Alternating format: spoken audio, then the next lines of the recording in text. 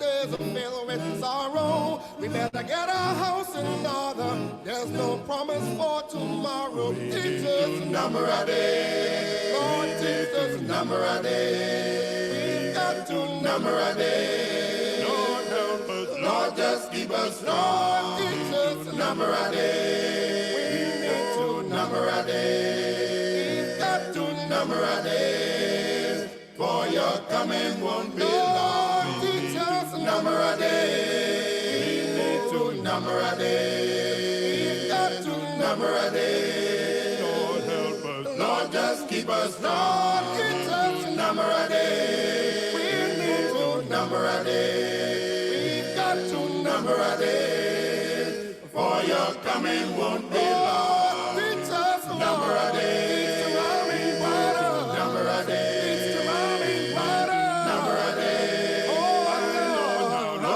Keep us strong. It's just a number a day. We got to number a day. We got to number a day. For your coming won't be long.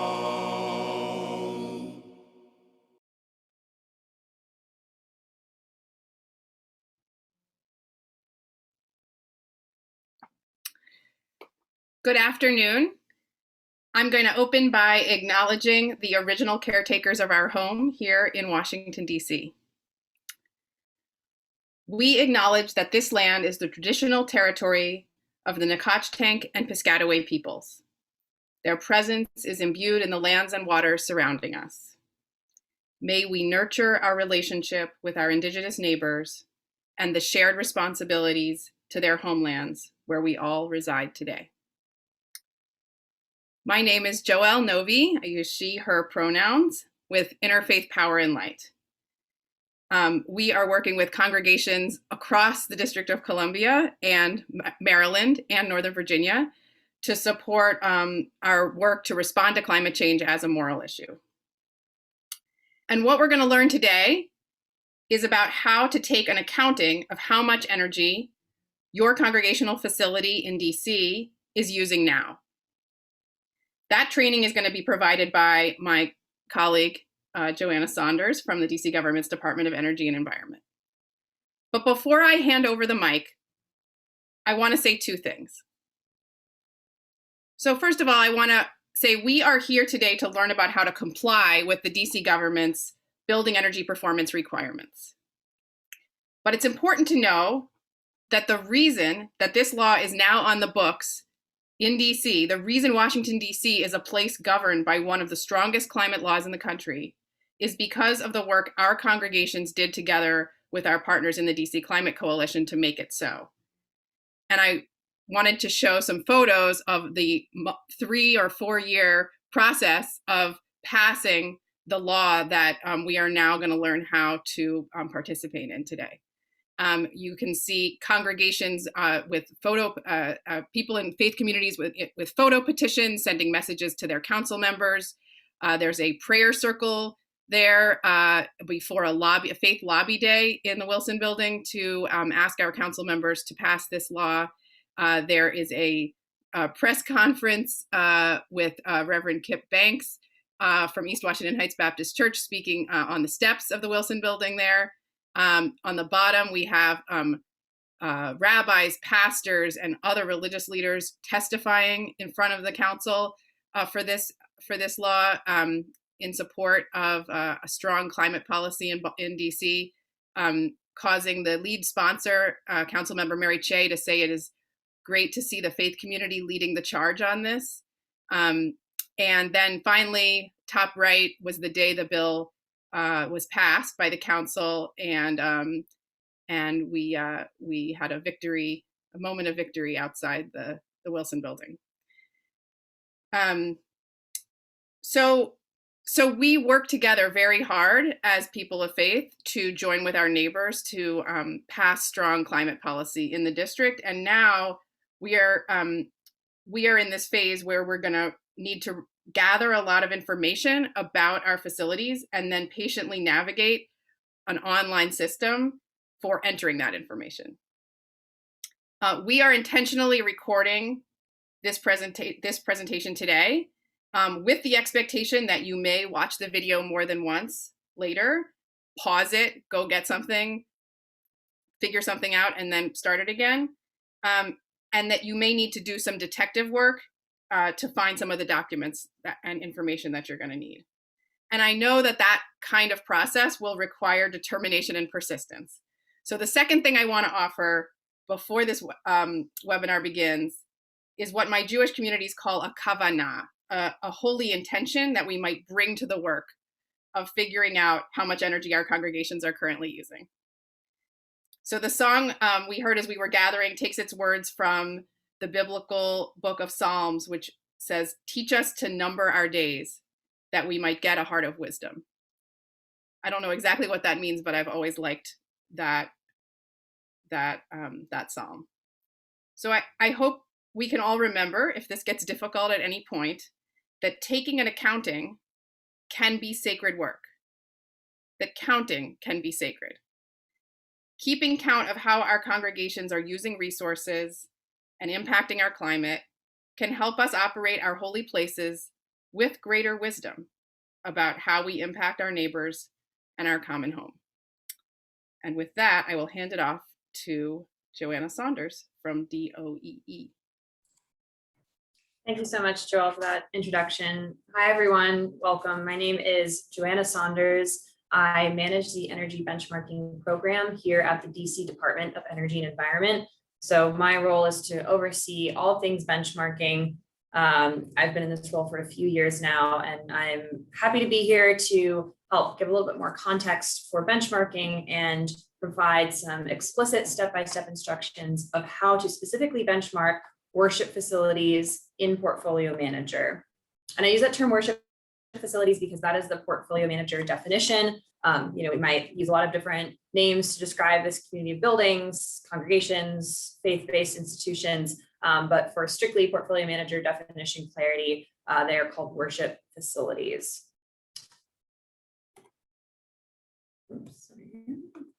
So to provide some even more context, as many of you might know, Mayor Bowser has a vision, which is called the Sustainable DC Vision, that is to make DC the healthiest, greenest, and most livable city in the country. And in order to achieve this goal here at DOEE, we are implementing multiple climate and energy related plans. Our big overarching plan is the Sustainable DC. And nestled within Sustainable DC are two big climate focused plans. Climate Ready DC, which focuses on climate adaptation, that is to say climate change is already happening and affecting our communities. How do we adapt to those changes? And climate mitigation, which is to say, how are we going to actually reduce future greenhouse gas emissions, transition to renewable energy, and reduce our energy consumption on the whole. So Clean Energy DC is our focus. The mayor has committed DC to be zero carbon by 2050. And even sooner on the horizon, she is committed to 100% renewable energy by 2032 and a 50% reduction in energy use and greenhouse gas emissions by 2032, which is only a little over a decade away. So we've got a lot of work to do. So how are we going to meet these lofty goals? Well, Clean Energy DC specifically focuses on buildings. 75% of the district's greenhouse gas emissions come from buildings. We don't have a lot of traditional industry here. What we do have are people in buildings consuming energy. And so that needs to be the biggest piece of the pie that we tackle if we're ever going to meet these lofty goals. So how does benchmarking fit into that? If we're going to ask buildings to reduce their energy consumption, we first need to know how they're performing. That's where the energy benchmarking comes in. It's essentially creating a baseline so you can track and see your building's performance. So that allows you to know where there are improvements, track your improvements over time, and hopefully be part of this climate solution. So specifically the benchmarking in DC, this program has been around for over a decade now. It was established in the Clean and Affordable Energy Act of 2008, which requires all private buildings over 50,000 square feet and all public buildings over 10,000 square feet to annually report their energy and water consumption. The annual reporting deadline is April 1st of every year. And all reporting is done through the US EPA's Energy Star Portfolio Manager tool, which is a free online tool that we're going to use today in the live demonstration. Of course, with any law, there's also an enforcement aspect. So failure to meet the reporting requirements by April 1st may result in fines of up to $100 a day for every day that that building is not in compliance. And being in compliance doesn't mean just submitting any data, it means submitting complete and accurate whole calendar year, whole building data. And specific to this group, the Clean Energy DC Omnibus Act that Joelle mentioned in her introduction is actually lowering the threshold of buildings required to benchmark. So currently that threshold is 50,000 square feet. Next year in 2022, that threshold is dropping down to 25,000 square feet. So buildings between 25 and 50,000 square feet will be benchmarking for the very first time, and they'll be benchmarking with their 2021 calendar year data, as the April 1st deadline is always for the previous year's worth of data. That threshold is dropping down again in 2025, all the way down to buildings 10,000 square feet that will be reporting for the first time with their 2024 calendar year data. So this just gives you a quick overview. You should have received a worksheet that helped contextualize all the information that you need in order to successfully benchmark your building. That is outlined here. Essentially 5 simple steps, hopefully. Obviously, first is just to create an account, get set up. Second is to gather all the necessary building information you will need to benchmark your building, which includes property use details, energy data, water data, and then your DC Real Property Unique ID, which is your building's unique identifier. Next, you set up your property in Portfolio Manager, enter those property use details, enter all your energy and water data, and then once all of that is established, you have to share that data with DOEE, which is very important. And while we won't spend a lot of time on the actual sharing process, I want to make it very clear that even if you go in and entered 12 beautiful months of data, it's all complete. If it never gets shared with us, we never see it. So that's a very important component. So with that, I'm going to jump over to a live demonstration. I will note that I'm going to be moving a bit quickly just for the interest of time. And as Joelle said, the intention of this is to be recorded so that you can come back to this, pause, so don't feel like you have to keep up with my pace. Though if you have everything in front of you and want to go along on your own computer, I welcome that. It'll help get you set up. I also will note that we will have time at the end for questions. So if you have any questions as I'm going through, we will definitely review those later. So I'm going to switch over to a different screen.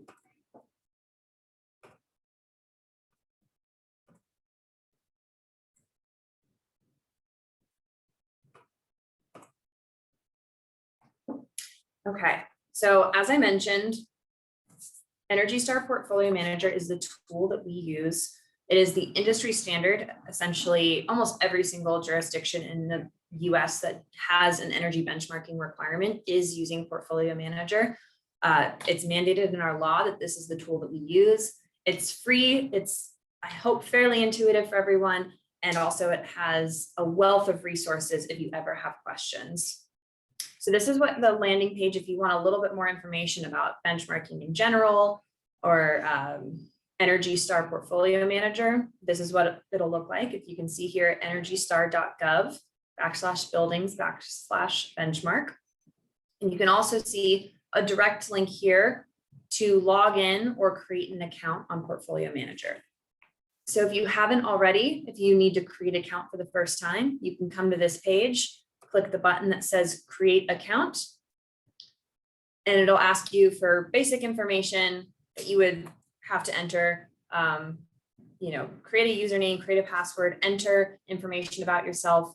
I would suggest that if you are benchmarking on behalf of your worship facility, using the first and last name of your congregation and maybe a more general email address. Something that we run across is turnover year over year, especially if these are volunteers who are doing this but might not do it next year. It's best to only have one account and to use an email address and contact information that will last over the years and that multiple people can have access to if necessary. Okay. So we're just going to jump right over. After you've created an account and logged in, this is the screen that you will see every time you log in. This is Portfolio Manager. You can see up here in the upper left-hand corner, these 4 tabs. We're automatically going to be brought to this one that says My Portfolio every time that you log in. The Help button on the upper right-hand corner is also going to be your friend. If you run into any questions as you're going through this, don't know how to navigate, you can always go to this Help button. Oops. Oh, sorry about that.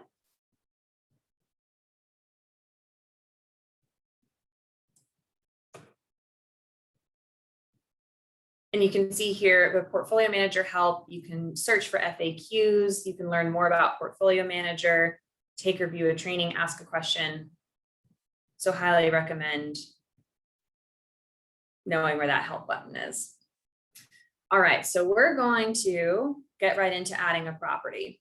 So you can see here again in this upper left-hand corner, it says properties. I already have 2 properties in my portfolio. They're listed here. You can see I have an office building and a hospital that I've already benchmarked, which is why you can see there's 2 listed here. If this is your first time creating an account, you will likely have no properties. So we'll be adding one for the first time. So we're going to click this button that says add a property.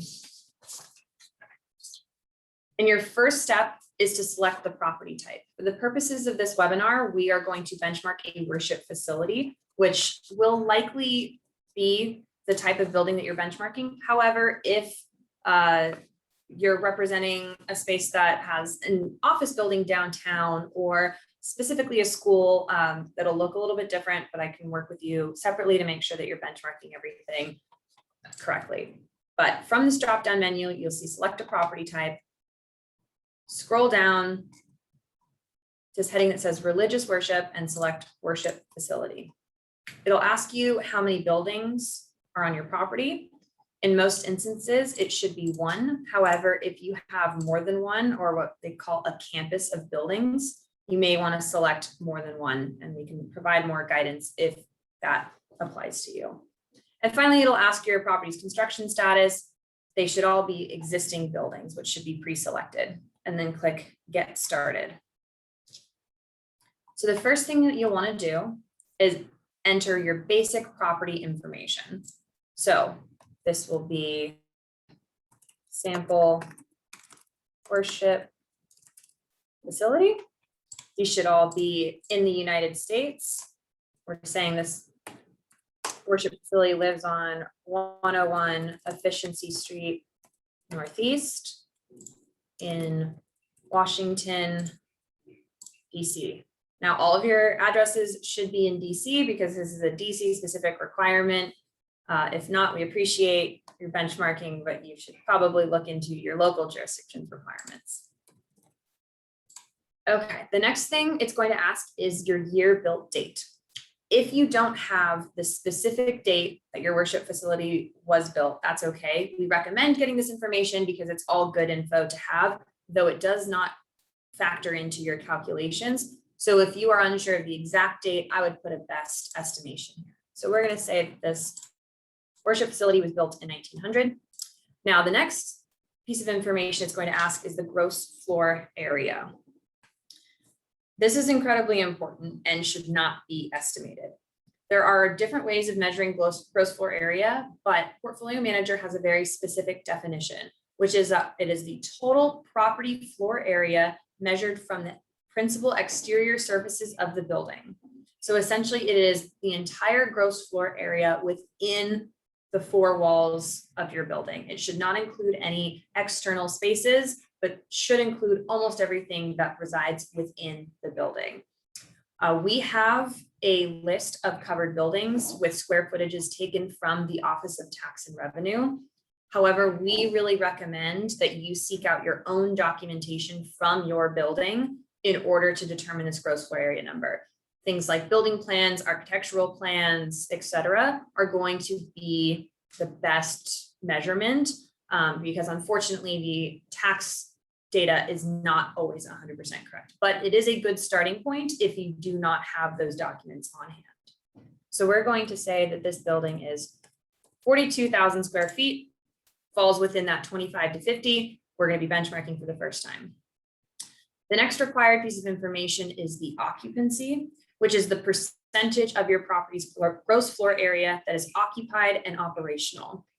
We understand that worship facilities may have varying levels of occupancy on any given day or any given week, but if your property is regularly occupied and operational, you should just designate that it's 100% occupied. Okay, scrolling down, the next important section is this standard ID section. This is how DOEE identifies your building. You might use a physical address and that's how, or your name of the property, and that's how you identify it. But for our reporting purposes, we determine whether or not we've received a building based on what we call the District of Columbia Real Property Unique ID, which is typically your square suffix lot and is traditionally an 8-digit unique identifier. So that ID, if you do not have it on hand, can also be found on our covered building list. It is next to the name of the owner, the address of your property, and your gross floor area. You'll also see that 8-digit, typically DC Real Property Unique ID. So if you're unsure, please reference that list. If you're still unsure after referencing the list, please reach out to us so we can help you identify it, because it is very important in the reporting process. So from this drop-down menu, you'll see District of Columbia Real Property Unique ID.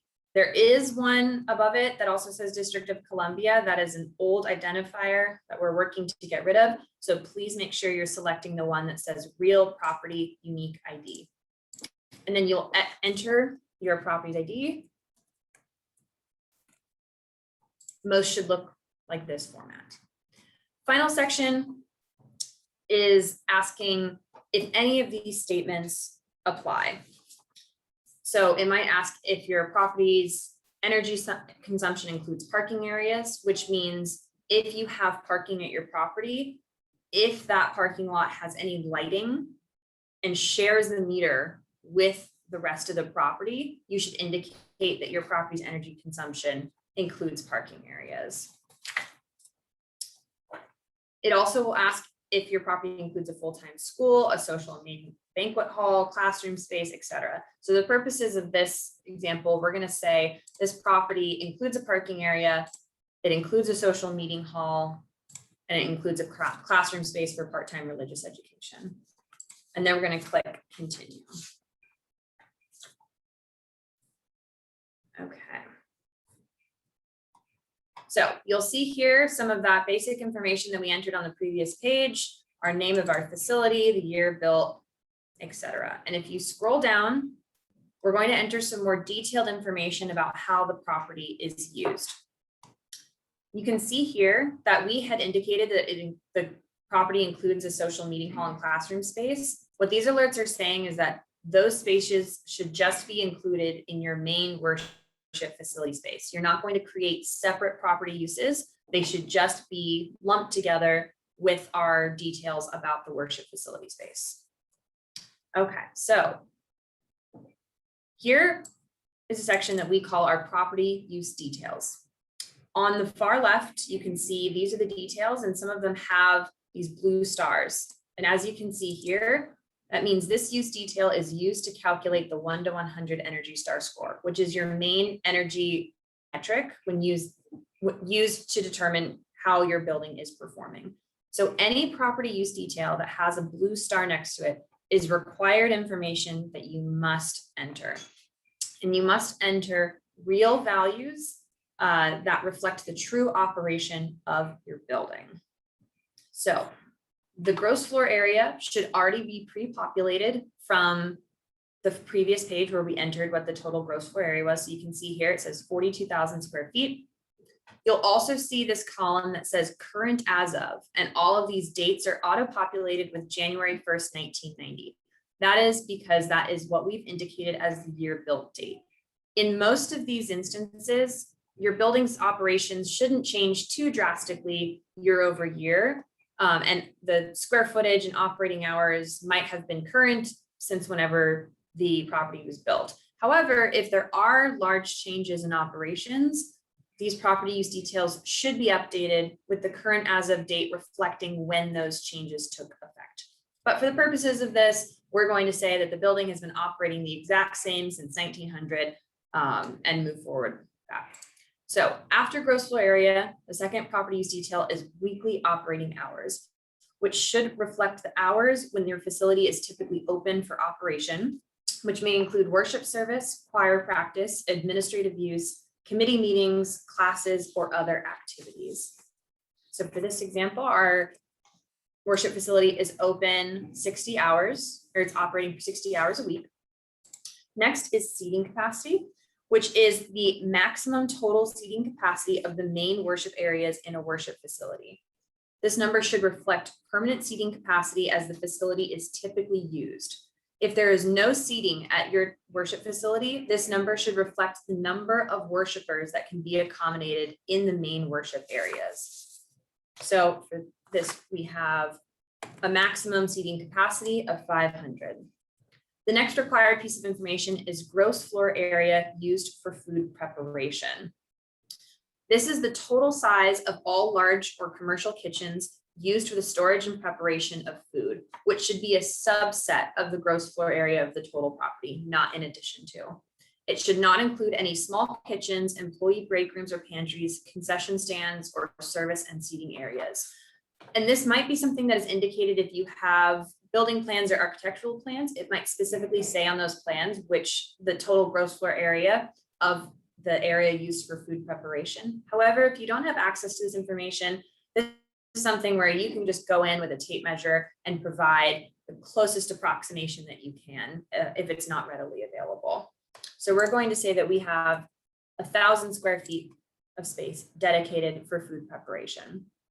I also want to, this is a good time to mention, any of these property use details or really any information that you see highlighted in blue when on Portfolio Manager means it's hyperlinked and you can actually just hover your mouse over and you're going to see a definition right there. And if you click it, it'll take you directly to the Portfolio Manager glossary. So if you ever have any doubts or questions, you can just scroll your mouse over and get a little bit more information. Okay, so finishing this section, the last two questions that are required are the percent of the building that can be heated and the percent of the building that can be cooled. This is the total percentage of your property that can be heated or cooled by mechanical equipment. In most cases, this should just be 100% of the building, but if your property has unconditioned spaces, please take that into consideration. So we're going to say that all of it can be heated and cooled. So those are all the details for our worship facility space. But we also indicated that there is parking that shares a meter with our worship facility. So it's just going to ask for the total size of the parking. Again, if you have the exact numbers for your parking area, please enter that. If not, doing your best approximation, going out to your parking lot and measuring it, using Google Maps, that's sufficient. However, we always encourage you to try and use the most accurate numbers possible because all of this factors into your Portfolio Manager Energy Star score. And so it's to your benefit to be as accurate as possible for all of these required details. So we're going to say that there is an open parking lot size of 5,000 square feet. We do not have a partially enclosed parking garage or a completely enclosed parking garage, so we're putting 0, and we're going to say there's no supplemental heating. All right, so now that we've entered all that, we'll click Add Property. You're always going to get this pop-up that says if you do not enter values for your property use details, then Portfolio Manager will calculate default values. DOEE does not accept the use of default values for any required pieces of information. But what you'll see, is I'm going to hit continue. We didn't enter any information for those non-required pieces of information. And so Portfolio Manager will just fill in the gaps. If you don't have this information on hand and you're going through this process, you can use default values as a placeholder with the understanding that you must go back and update it with real usage and real operational details once you've gotten it. All right, so now we've created our property, and this is now we are viewing the property level page. So you can see here the name of our property, sample worship facility. You can see the address, you can see the year built, and you can see the portfolio manager property ID. I will note that this is different from the DC real property unique ID. I know there's a lot of properties and IDs. The 8-digit ID that you entered when creating your property, that is for reporting purposes for us. The portfolio manager ID is for the internal portfolio manager tracking and is part of your reporting, but not what we are talking about when we're asking for your property's unique identifier. You can also see, if you scroll down here, similar to the high-level tabs that we saw up here, there are also tabs that are specific to your property. So it'll automatically default you to the summary page whenever you click into your property. And it's very easy to navigate between the tabs, details. This is where you're going to find all of that property use information we just entered. You can see that it's got basic information here where we said it's 42,000 square feet. It's 100% occupied. It'll list our property uses. You can see we have worship facility and we have our parking. If you want a more detailed view, you can press this down arrow. And this is where we're going to see all of those details that we entered. So those weekly operating hours, the seating capacity. And as I mentioned, those spaces that we did not fill out information automatically just populated with default values. You can collapse that as well. All right, so now that we have our property established, we need to enter our energy and water consumption data. So we are going to go to the energy tab. You can click directly into this add energy use information, but you can also click directly into the energy tab. You'll see this space here that says meters used to compute metrics 0. That is because we have not yet established any energy meters. And you'll get this alert saying that there are no meters. So we fix that by clicking add a meter. And it's going to ask you all of the sources of your property's energy. 99% of buildings in the district are at the very least using electricity. So you're going to select electric. And then it's going to ask you a more refined question. And it's going to ask you what type of energy that you use. So your property might have solar panels, and you might be generating and consuming energy from those solar panels. Even if that's the case, you are also still purchasing electricity from Pepco that's purchased from the grid. So if you have solar panels, you will have 2 different electric meters, one for your solar panels and one for the electricity that you purchase from the grid. I won't be going through the solar panel process, but I do want to highlight that. And if that is the case for your building, I'm happy to provide more assistance on how to enter those solar meters. But we're going to say that this electricity is purchased from the grid, and then it's going to ask you how many meters. And this is in reference to how many electric bills are you paying and how many physical electric meters are at your property. For worship facilities, it shouldn't be more than a handful of meters, but if you are unsure, we recommend either doing an audit and seeing how many different bills you're paying with how many meters listed. And if you're still unsure, physically go to the property and count. You can take a picture of your meter bank and send it to us if you're unsure, but we want to make sure that we are capturing whole building energy data, which is all of the energy consumption used to power your property. For this example, we're only going to select 1 meter.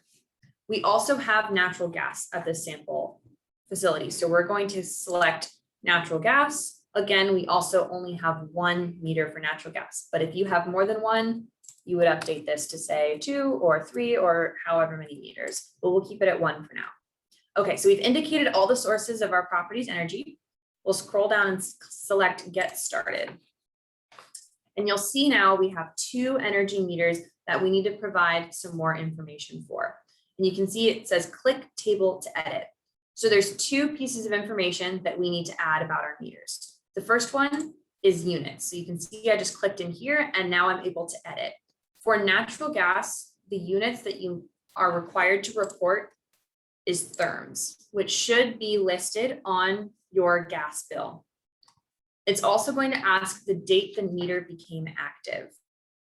Now, most buildings are going to be starting their benchmarking with 2021 calendar year data.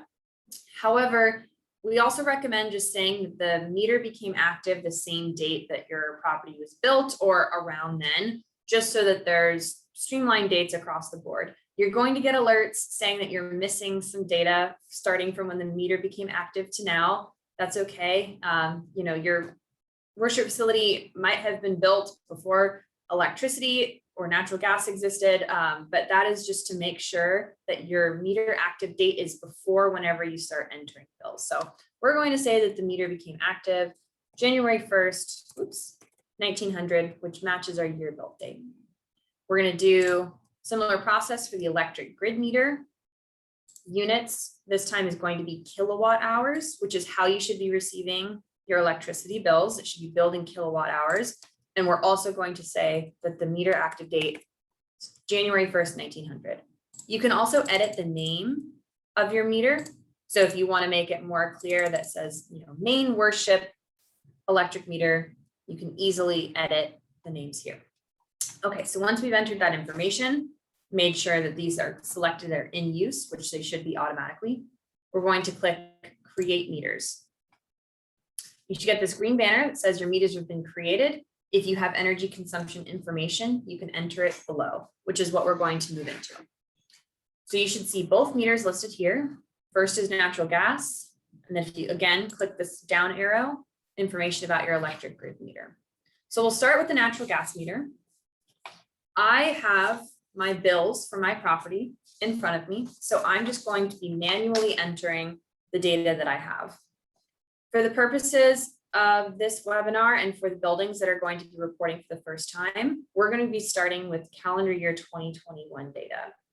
DOEE requires that you report full 12-month calendar year data that spans from the 1st of January through December 31st of the year you're reporting. Obviously, we are only in July of 2021, so we don't have a full 12 months.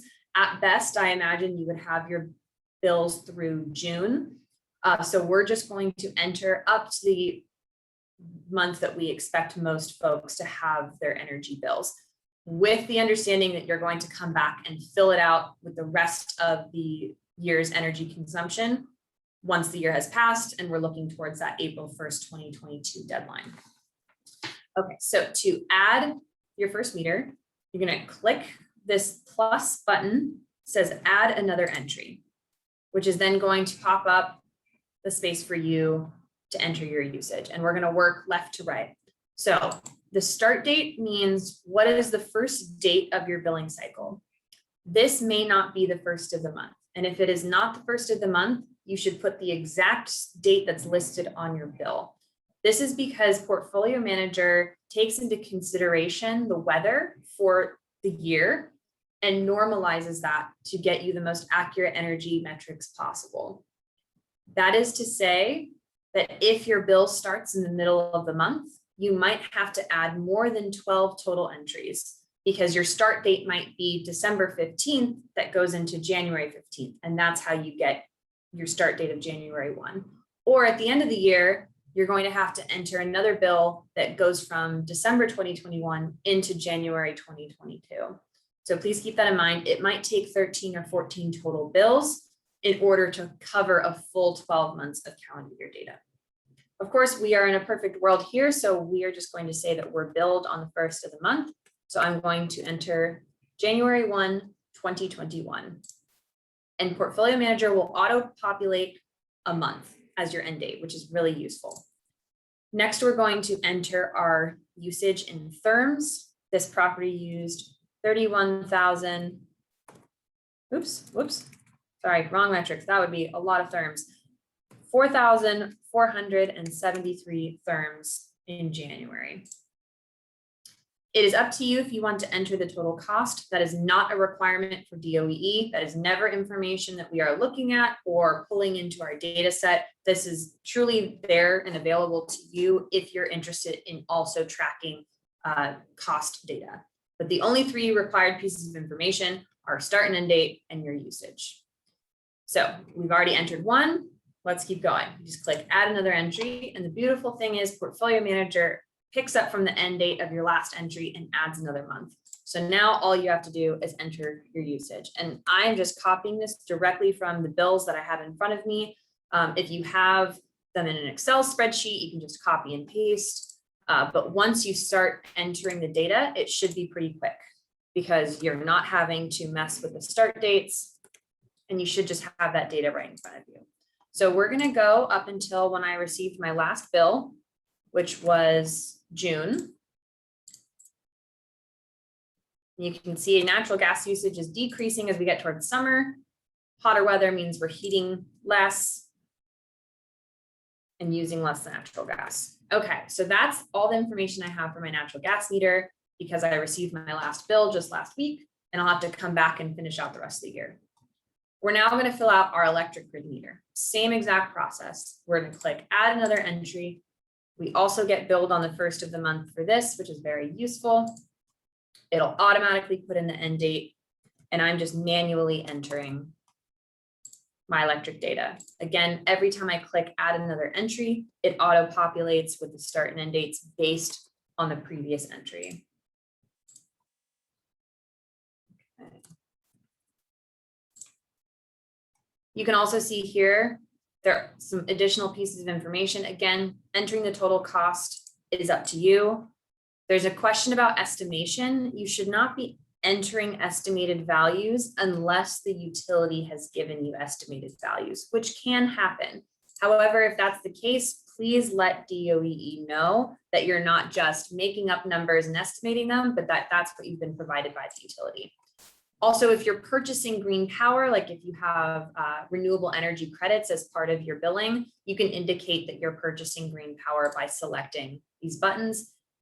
It'll ask you some additional questions about the green power, fill out the fuel source and the quantity and the generation location.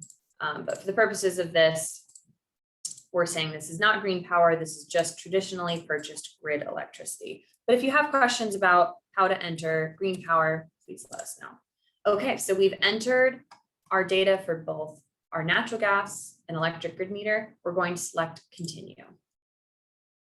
It's going to give you this alert that you contain gaps or overlaps. We know this, it's because we don't have that energy data yet. Next thing we're going to do before we're done with these energy meters is to select which meters are to be included in our metrics. And 99% of the time, you should be including every single energy meter. So you'll see both your natural gas and electric grid meters are selected here, and it'll ask, tell us what this represents. And you should be selecting this first option that says these meters account for the total energy consumption for sample worship facility, which is a single building, which means I have entered all of the energy consumption for my building, and they should be included in my metrics. So once that is selected, hit apply selections, and you should get this green banner that says, congratulations, energy meters you selected have been associated to your property. And it'll bring you back to this energy tab. The cool thing about Portfolio Manager is it shows you a grid of your usage. The more data that you enter, the more interesting this graph will get because you can track your usage over time. So it'll show up here. You can also scroll down and see your 2 meters or however many you've entered, your electric meter, your gas meter. You can see when the most recent bill date was. And you can easily go back in and add any information by just clicking on the meter. And as I mentioned, you'll get this alert about how the meter became active way before you've entered your first one. That's totally fine as long as you have 12 calendar months. And you can look into your meter, you can see all of the entries, you can see when it was last updated and by who. If you need to edit any information about your meter, you can click this basic meter information bar. You can change the name of your meter. You can change the date it became active, etc., as long as you select save changes. Great, so those are all of your energy meters. The last thing that we're going to do is add our water data. So exact same process as energy, but we're going to click into the water tab. We're going to select add a meter. It's going to ask what kind of water you want to track. In most cases, it should be this municipally supplied potable water. That's indoor. And typically most buildings in DC only have a single water meter. However, if you have more than one, please indicate it. Click Get Started, same exact as before, where we're going to enter our units. For water, it should be gallons US, and that same meter active date of our year built date. And once we entered that information, we'll select Create Meters, and we'll do the same exact process as before, where we'll do our start and end dates, which will auto-populate. We used a lot of water. I'm not going to go through the whole process, but again, you just click add another entry. If you ever need to delete an entry, you can use the little checkbox and select delete selected entries, and it'll go away. So if you make an error, you want to get rid of something, you added one too many, make sure you hit continue, acknowledge the alert that you're going to get. Say that that water meter accounts for the total water consumption at your building, and hit apply selections. And once it brings you back here, you have now successfully entered all of your property use details, your energy consumption, and your water data. Now, you can see here in the upper right-hand corner, a lot of NAs. And if we go to the summary page, you'll see a lot of not available. And this is because we do not have a full 12 months of calendar year data. Portfolio Manager is not able to calculate metrics until it has that 12 full months. So don't be alarmed with if you follow every step correctly and you're still getting all of these NAs and lack of information. It's truly just because we don't have the full calendar year's worth of data. If you want to practice this process and you have all of your 2020 bills, we encourage you to enter all of that data, but what we're most focused on is the 2021 data, because that is what is required if your building is over 25,000 square feet. And if you have questions about how to navigate within Portfolio Manager, like I said, Energy Star EPA has a ton of great resources, resource clips, frequently asked questions. We're also here to help if you have any specific questions about navigation. The most important thing is if you ever need to get back to your main page, all you have to do is click this logo up here and it's going to bring you back. You can see now, before I only had 2 properties, now I have 3, and it's listed right here, sample worship facility. If I want to go back into the property, look at any details, edit anything, you simply select sample worship facility and it'll bring you back to that page that we've been working on. The last thing that I want to quickly go over is how to start the process to share this data with DOEE. We have a whole training video, a whole step-by-step guide with photos of how to do this. So I'm not going to go through every step right now because it is a 2-step process, but it is essentially you are connecting your account with DOEE's account, very equivalent to sending a friend request. But then once that friend request is accepted, you actually then share your data. So I'll walk through the process of how to send the connection request, which is going to get you part of the way there to sending your data. So once you've established an account, in this upper right-hand corner, next to the help button, there's a button that says contacts. And if you click that, it'll bring you to my contacts page. And if you haven't added anyone, you likely will not see any contacts listed here. So let's fix that. In the upper right-hand corner, you'll see this search bar with the button that says search for new contacts. The easiest way to find the DOEE account is to enter our email address here, which is info.benchmark@dc.gov, and click search for new contacts. Give it a second, and this should be the only one that comes up, and it should say District of Columbia Annual Reporting. You want to hit connect. It's going to ask again for some basic information. It would be helpful if this matched the contact information you entered when creating your account. Again, having it be the name of your institution, having it be associated with the email address, a generic email address for the institution that anyone could access if they need to. But this email address is where we're sending all of our correspondence. So please make sure it's one that is active, maintained, and exists so that you're receiving all of our information. So we're going to say the sample worship facility, sample facility@gmail.com is our generic one. We have our terms of use, which of course you should read and then acknowledge and accept. And you're going to click send connection request, and you should get this green banner. You will receive an email to the email provided when sending your connection request with steps of how to finish the process and share your data. So just connecting your account is not sufficient. You need to actually share your property. But again, we have a whole bunch of resources just dedicated to that. We're also happy to help walk you through it if you have any questions.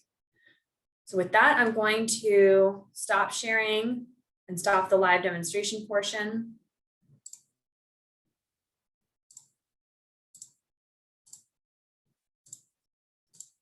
Hop back over to our PowerPoint. Like I said, our automatic reporting process, we have a lot of information about it, but it must be done before April 1st in order for us to receive your data. As a quick note, after all of the benchmarking data is submitted, it is publicly disclosed on Open Data DC and our own benchmarking disclosure map. So you can go and search for your property. You can get a basic snapshot of the energy performance. The data is not disclosed until after the building submits its second annual required report, which means that even though you're required to report next year, that data won't be publicly available until the following year, because that was how it was written in our law, to give buildings a year in that transitionary period to sort everything out before having to be publicly disclosed. Also, just want to highlight again, there are so many resources out there beyond this webinar. Energy Star Portfolio Manager has webinars, videos, FAQs, live trainings. Our own website has a whole wealth of resources that are specific to DC. And then of course we have some upcoming webinars next Thursday and the following Thursday, the same time. We're going to be playing this recording so that if you haven't been able to enter all the information as we went along, or if this is your first time, you can view the recording, but we also will be available to help answer questions. I will be available and potentially some of my team members also will be available to provide one-on-one assistance, answer your questions, and just kind of have a dedicated work time available. But of course, if beyond all this, you still have questions, you want to reach us, we actively maintain a help center with our email at info.benchmark@dc.gov, as well as our website, which is listed here. And we highly recommend using both of those resources. You'll likely be speaking to me if you email. Happy to always set up a phone call or a Microsoft Teams or Zoom meeting as well, if that's preferred. And with that, I will end this portion of the presentation. I'll leave this slide up here just so that people can jot down our information. And I think we can begin our question and answer portion.